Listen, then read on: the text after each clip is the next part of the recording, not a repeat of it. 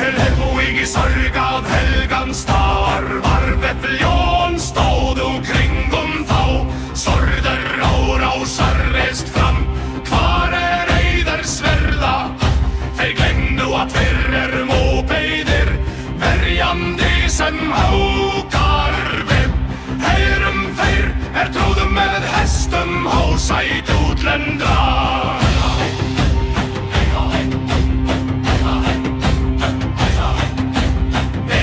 Þeir hlóðum virki af hálskópum, rákur herfam burt með svipum. Spamaður var Ólossu, smíðendur gjöfugs fræðar. Spamaður var sá sannleikans hann listi á son heimanna.